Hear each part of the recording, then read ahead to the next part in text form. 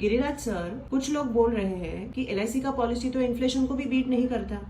बहुत सारे लोग बोल रहे हैं। कौन सा एसेट करता है फिर? क्या बैंक एफडीज करते हैं, पोस्टल सेविंग स्कीम्स करते हैं? कौन से सेफ इन्वेस्टमेंट एसेट्स इन्फ्लेशन को बीट करते हैं? लेकिन सर, अगर 15 साल तक म्यूचुअल फंड या एसआईपी में हम लोगों ने निवेश किया तो उसमें 15% तक रिटर्न मिल सकता है। मिल सकता है, ये जो दो वर्ड्स है ना लास्ट के, मिल सकता है, ये इंपॉर्टेंट है।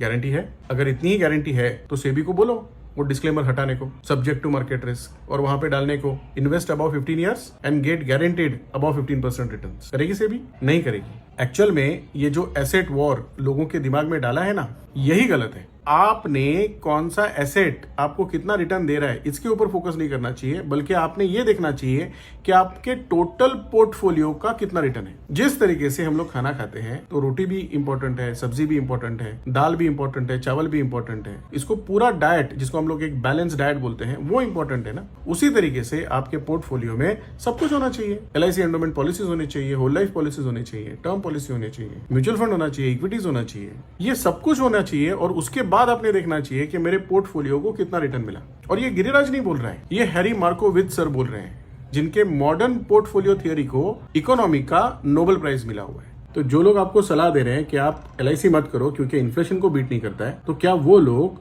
हैरी मार्कोविट्ज सर से भी इंटेलिजेंट हैं?